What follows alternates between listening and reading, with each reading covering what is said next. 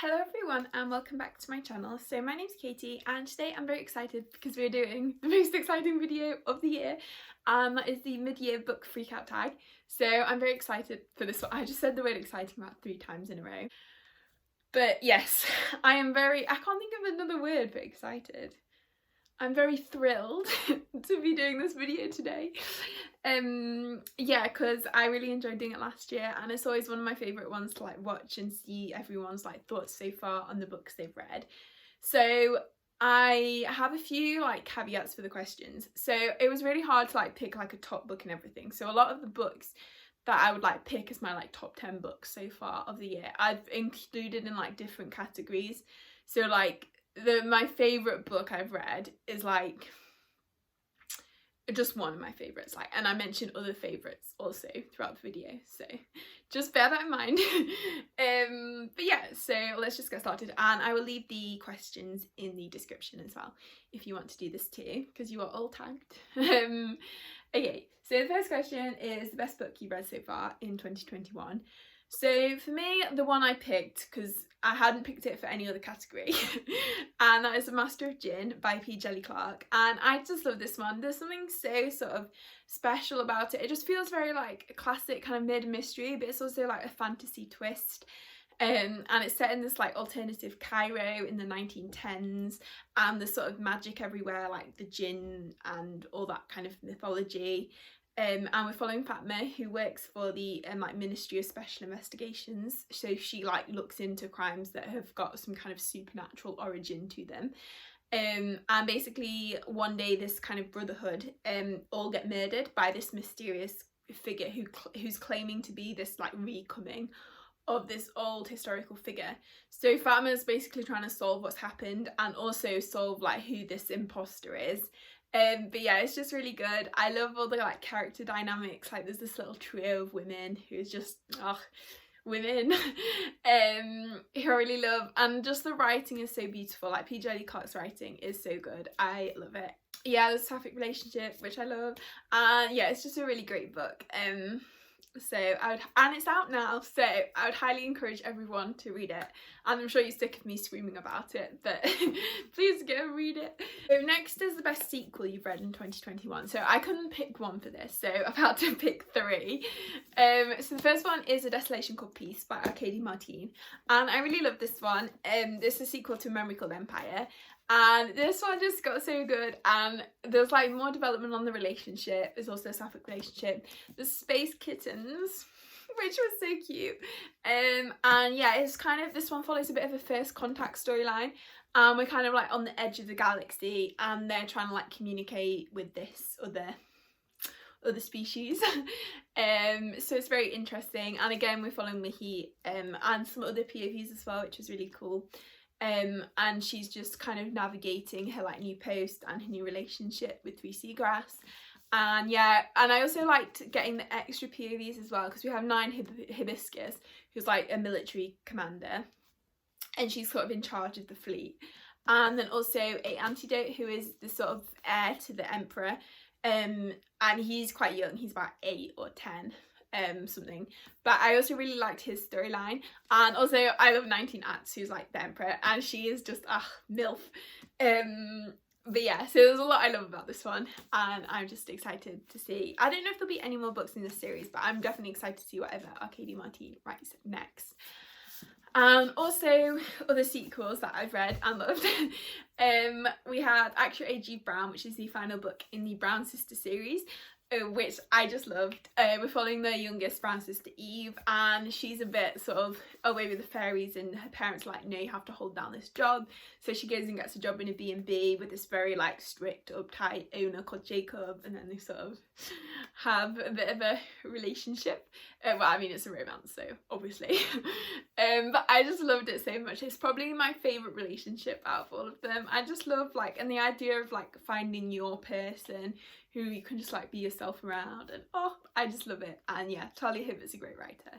I'm very excited for her next series, which apparently the middle one is a sapphic Emma retelling. Is one of the Jane Austen books. But yeah, so I'm really excited for that.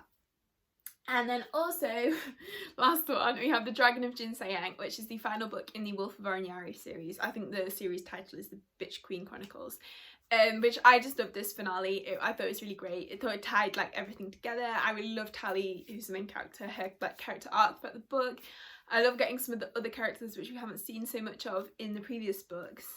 We sort of get to meet them a bit in this book. I always love Kine, who is one of the like love interest characters. He is so good, and he's a surgeon as well, and in this book we get to see him doing a bit. So yeah, I love that, and yeah, I just really enjoyed the final book, so would highly recommend that one as well. Then the next one is a new release that you want to get to but you haven't gotten to yet. So for me that is Rule of Wolves by Leah Bardugo. So this is the sequel to King of Scars, and I think for now it's the last book in the like Grishaverse. So I'm very excited. I'll know how it ends because I already looked at the last chapter because I had to know if a certain couple ended up together. Which I think if you read the series you'll know which couple I'm talking about because they're like my favourite Grishaverse ship. But yeah, so anyway, I'm very excited for this one. I love all the characters that this duology follows in particular, like Nikolai, Zoya, Nina. I just love them all. And Jenya, yeah, so I'm very excited. I have heard, I think it's chapter 20, something bad happens. So I'm a bit scared for that. But also I think I have spoiled myself for what happens. Well, something that happens, but well, we'll get to that. So yeah, I'm really excited to read this one, and it's a very pretty cover as well, and also the naked cover is so pretty. So yeah, I'm really excited to get this one. If you take a shot every time I say excited in this video, you'll be in A&E with alcohol poisoning by the end of the video. So okay, so the next is the most anticipated release for the rest of 2021. So for me it is by far and away Jade Legacy by Fond du Lis, which is the final book in the Greenbone saga with Jade City, Jade War, are out already. And I'm so excited for this one. Also so scared because I know bad things are gonna happen. I mean, the ending of Jade War like broke me, and oh I just remembered something. Okay, anyway, but yeah, I know it's only gonna get worse, and I think Jade Legacy is meant to take place over about 20 years, which is kind of cool. We'll see some children get to grow up, which will be cool. And I have predictions for who'll survive and who'll die, but also I feel like maybe everyone will just die. Which I hope not. So I'm very excited for that one. And also I'm excited for Under the Whispering Door by TJ Klune to come out. I was lucky enough to read an arc of this one, so I have already read it, but I'm very excited for it to like be released, and also the cover's really pretty, so I'm very excited to get my hands on a physical copy.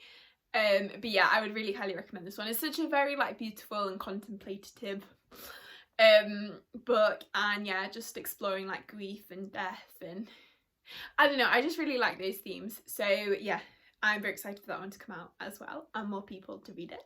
And the next book is the biggest disappointment of the year so far. So for me this one is The Steel Remains by I think Richard Morgan, which I was hoping this one was going to be like an epic fantasy but like queer. And it was, but it was also bad. I don't know, it was one of the most problematic books I think I've ever read. It just somehow it managed to be really homophobic despite having a gay main character. It also was so like objectifying of women, like just very bad. Like Jim Butcher bad.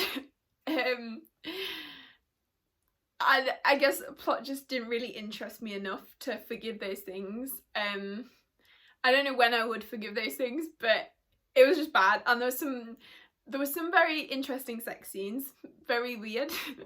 There was a lot of random slapping of people's faces with certain parts of the male anatomy. Very strange. Yeah, so I'm not sure I'd recommend that one. And it was a bit of a disappointment because I was kind of excited for it, but yeah. R.I.P. my innocence. And the next one is the biggest surprise. So for me this one is A Pale Light in the Black by K.B. Wang, I think is the name.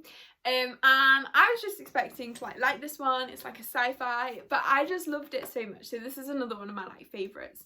And yeah, it's really wholesome, like found family and like in the galaxy, and there's also a really good storyline. Like they're competing in these games, but at the same time there's like this conspiracy with this substance called, I think it's Life-X, which like extends people's lives, but there's like a corrupt version getting out. So that's very interesting. And like the crew, there's like a new member of the crew coming, the Lieutenant Max, and she's like joining the crew, and it's like that kind of finding her little like family. I just love all the different crew members, and yeah, it's just, if you like Becky Chambers, you'll love it. And yeah, and the audiobook was really good as well, so I just really loved that one, and I'm excited for the sequel to be coming out in July. So yeah, I would highly recommend. It's so underrated. Like I don't think I've ever seen anyone read it other than me. I don't even know how I found out about it. I think it was like a list on a blog maybe. But yeah, I would definitely highly recommend that. Okay, fave new author. So this can be like a new one or a new to you. So I think for me, I'm going to choose Robin Hobb because, so here we go. I now have the first 3 books, which hopefully I'll read soon. So I read Assassin's Apprentice, I think in January of 2020, and like I liked it, I thought it was okay, but I didn't like love it or anything, so I just kind of put the series aside. But then in like September maybe of 2020, I started reading the Ship of Magic series, which I really enjoyed. What's it called? Live Ship Traders, that's the series name. And then reading that series like one audiobook about every 2 months, because they're quite long audiobooks. So yeah, I really enjoyed that series. And then I've been reading the Tawny Man trilogy, which is like Fool's Errand, Golden Fool and Fool's Fate, and I've been loving them so much, and I feel like now I'm just a Robin Hobb fangirl. Yeah, I love Fitz. He's one of the he's like the main character basically. I've sort of rediscovered / discovered her books this year, and I've just been really loving them. So yeah, I'm excited to like have more in my collection. And yeah, so Robin Hobb. And then I guess a new to me author, like, or I guess I could say a debut author. I'm gonna say Hannah Witten, because I just loved her sort of atmospheric, cozy writing style, and I feel like I'm probably gonna read anything more she writes. She's like now one of my list of authors that I like keep up with. Yeah, so I really love this one, and I just loved her characters. Like I feel like the characters like suit the kind of characters I like cinnamon rolls and like scary women. And they're basically my types. So yeah, and just sort of quieter women as well, but really like strong on the inside, like not super badass sword wielding type characters. So I just really love this, and I think I'm gonna enjoy anything that she writes. Also Karen Lord, who wrote The Best of All Possible Worlds. So I discovered she has other books as well. So I really want to read Redemption in Indigo, and also The Galaxy Game, which is the sequel to this one. Well, not a sequel, like a companion book. I just love this one. Again, she's someone with like major Becky Chambers vibes. And the romance I loved so much. I was so invested, and it's one of those like really contemplative novels, like thinking about sort of the meaning of life and like our place in it, and like our relationships to other people. And yeah, so I just love this one as well. So Karen Lord is now definitely an author that I will be working my way through her backlist and being on the lookout for anything else that she releases. So yeah, next one is newest fictional crush. So this one's kind of hard, and I feel like the first answer that came into my head was a villain or a shocker. So I think I'm just gonna lump them all into like favourite characters rather than fictional crushes, because I feel like now I'm more like I make them into fictional babies. Like I just want to hug them and mother them. Yeah, so anyway, so some of my favourite characters. Firstly, Fitz and the Fool, especially the Fool.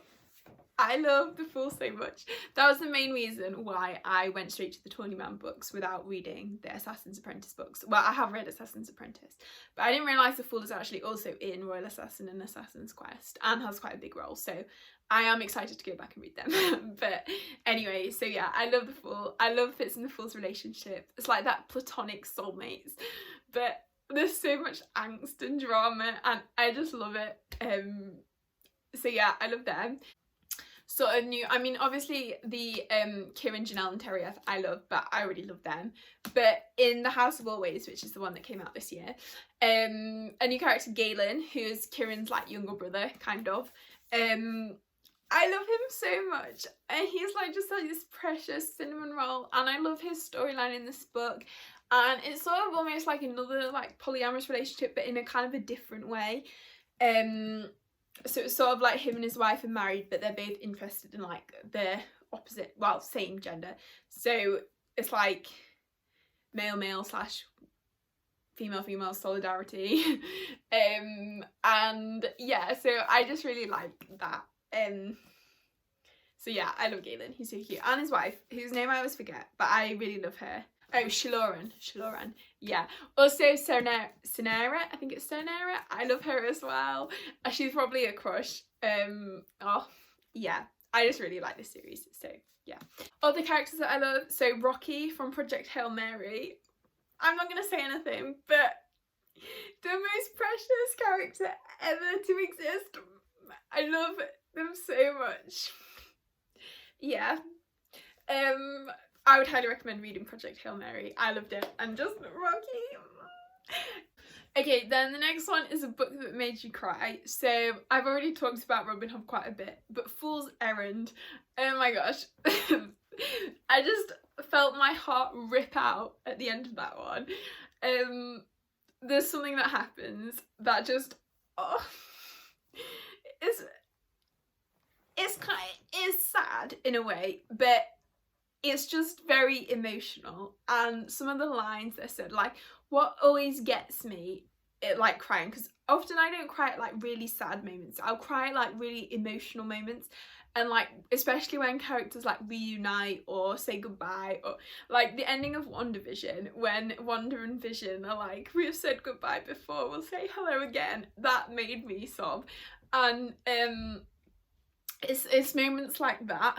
So yeah, the ending of Fool's Errand was rough. Also, the ending of Project Hail Mary made me like shed a little tear, which I also just mentioned. But just the way that ends, and it, again, it's not sad, it's just so like full circle, and it just makes you really emotional. And yeah, so that one also. I'm not a huge crier, but I feel like I do cry sometimes if I get really emotional, I think is the thing. I'm sure I read another book. Oh yeah, well, so on my reread of Gideon in February, I was actually nearly crying at the end of that, which I'd never done that before on the 3 other times I've reread it, but just something about it was making me very emotional. So yeah. Okay, then the next one is a book that made you happy. So for me that is Psalm for the Wild Bill by Becky Chambers, and this one is just so wholesome. It's like having a little cup of tea with a friend and just chatting about your life and just feeling that like break from the world, and it just really makes you like contemplate on life, and it just feels like a little warm hug.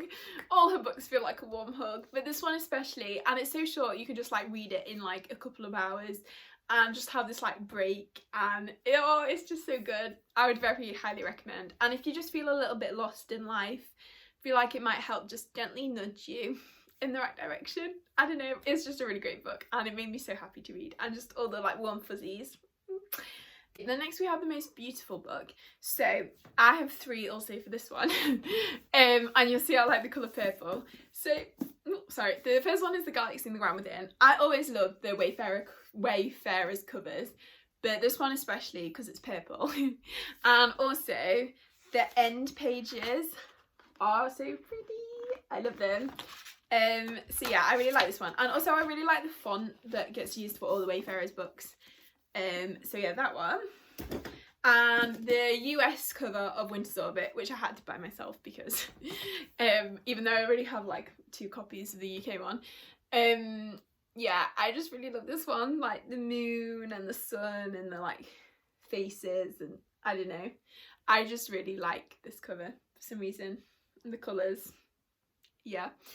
And also, very excitingly, I managed to get my hands on the Waterstones Rune edition of Chain of Iron, which I was very excited for because I was very sad that I missed out originally, because I must have just completely missed the announcement, and then I tried to like look and it was sold out, and then I tried looking on eBay but they were all selling for about £50, which is ridiculous. But then it came back in stock, so I was so excited. So I managed to get myself a copy, and I just really like these editions. I don't know, these cool moths with little skulls in them.